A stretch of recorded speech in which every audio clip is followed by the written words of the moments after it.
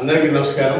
ఇప్పుడు ఆంధ్రప్రదేశ్ ప్రభుత్వంలో సచివాలయ వ్యవస్థ ఈ వ్యవస్థని కొత్తగా జగన్మోహన్ రెడ్డి గారు ముఖ్యమంత్రి అయిన తర్వాత 2500 జనాభా ఉన్న ప్రతి గ్రామానికి ఒక సచివాలయం, 2500 లోపున్న 2500 ఉన్న ఒక సచివాలయం, 5000 జనాభా ఉంటే 2 సచివాలయాల కాడికి ఏర్పాటు చేయడం జరిగింది. అదేవిధంగా 10 గ్రామాల్లో కూడా 2 సచివాలయాలు నిర్మాణం చేశారు. ఈ అంత పూర్వం గ్రామాల్లో గ్రామ పంచాయతీ వ్యవస్థ ఉంది. పంచాయతీ సర్పంచి, ఎగ్జిక్యూటివ్ ఆఫీసరు, గుమ్మస్తా, బిల్ కలెక్టరు, శానిటరీ సిబ్బంది, ఇట్లా ఈ సిస్టంతో వ్యవస్థ గ్రామ పంచాయతీ వ్యవస్థ నడుస్తూ ఉంది. ఈ మధ్యలో కొత్తగా సచివాలయ వ్యవస్థని తీసుకొచ్చి జగన్మోహన్ రెడ్డి గారు అందులో సుమారు 10 మందిని అపాయింట్ చేయడం జరిగింది.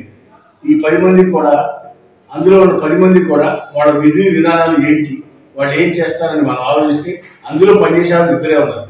ఒకళ్ళు వెల్ఫేర్ అసిస్టెంట్, 2 డిజిటల్ అసిస్టెంట్, ఇక 3 గ్రేడ్ 5 పంచాయతీ సెక్రటరీ. ఈ సచివాలయానికి హెడ్ ఆఫ్ ది ఇన్స్టిట్యూషన్. వీరి ఆధ్వర్యంలో వీళ్ళంతా పనిచేయాలి. Grade 5 secretary, digital assistant, welfare assistant, ఈ ముగ్గురుతో పాటు ANM 4, health ANM 5, agriculture assistant 6, VRO 7, మహిళా పోలీసు.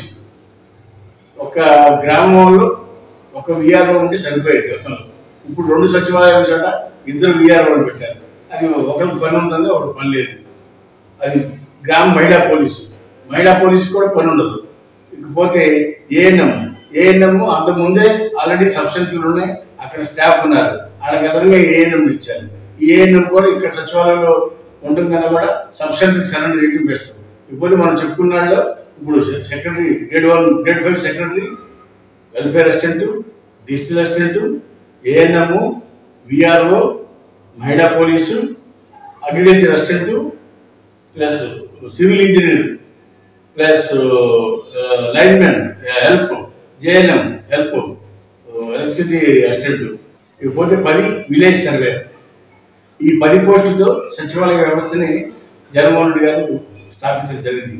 ఈ 10 మంది కూడా సచివాలయంలో కూర్చుని ఉంటారు, పౌర సేవలు చేస్తూ ఉంటారు. అయితే ఇందులో ఎక్కువగా ఉపయోగపడేది మనం ఆలోచిస్తే విఆర్ఓ ఒక గ్రామానికి ఒకటి సరిపోతారు, 2 సచివాలయం చోట ఒకటి నుండి సరిపోతే 2 ఉన్నారు కూడా, ఒకరు ఖాళీగా ఉంటారు, ఒకరు పనిచేస్తూ ఉంటారు. అంటే ఎక్కువ పని ఉండదు, వర్క్లోడ్ ఎక్కువ ఉండదు విఆర్ఓస్కి.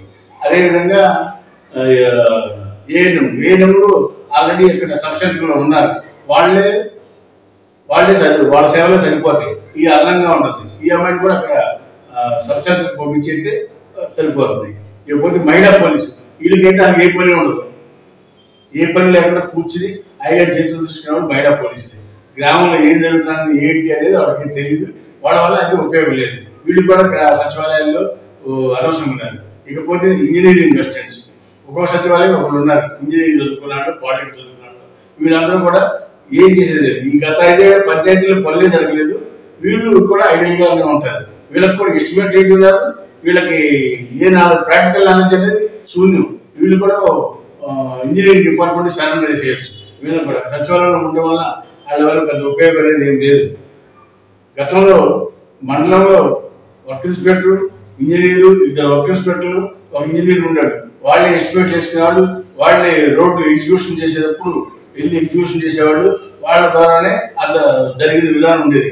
ఇవాళ అదనంగా పెట్టడం వలన వాళ్ళ మండలి ఉన్నారు, అక్కడ వర్క్ ఇన్స్పెక్టర్ లేదు, వాళ్ళ ప్లేస్లో ఈ ఇంజనీరింగ్ అసిస్టెంట్ ఉన్నారు. వీళ్ళకి ఏ రకమైన ప్రాక్టికల్ నాలెడ్జ్ లేకపోవడం వలన వీళ్ళు నిరుపయోగంగా ఉన్నారని చెప్పచ్చు ఇంజనీరింగ్ అసిస్టెంట్. ఇకపోతే జేఎల్ఎం, ఈ జేఎల్ఎం కూడా స్ట్రీట్ లైట్లు కూడా మెయింటైన్ చేయలేదు.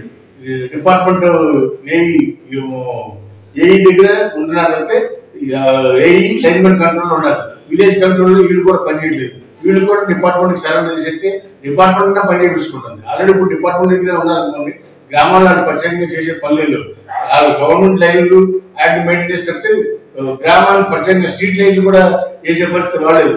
వాళ్ళు ఉన్నా సరే పని చేయకపోవడం వల్ల 10 పంచాయతీ కూడా ఒక కరెంట్ పనిచేసే అతన్ని సపరేట్గా నెలవారీ అతి మీద పెట్టుకోవాలని పరిస్థితి వచ్చింది.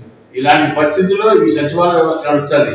కాబట్టి ఇప్పుడు వచ్చిన ప్రభుత్వం ఈ సచివాలయ వ్యవస్థని స్ట్రీమ్ లైన్ చేసి అవసరం ఉన్న వాళ్ళని పంచాయతీల్లో ఉంచి లేనాళ్ళని డిపార్ట్మెంట్కి సరెండర్ చేస్తే అక్కడన్నా స్ట్రెంత్ అయ్యి వాళ్ళన్నా శుభ్రంగా పనిచేసే అవకాశం ఉంటుందని చెప్పి ఈ సందర్భంగా నేను మనవి చేస్తాను.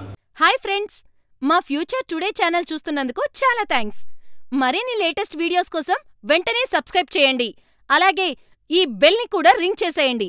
మా లేటెస్ట్ వీడియోస్ నోటిఫికేషన్స్ అన్నీ మీ మొబైల్లో వస్తాయి. మా వీడియోస్ మీకు నచ్చితే లైక్ చేయండి, షేర్ చేయండి, నచ్చకపోతే కామెంట్ చేయండి.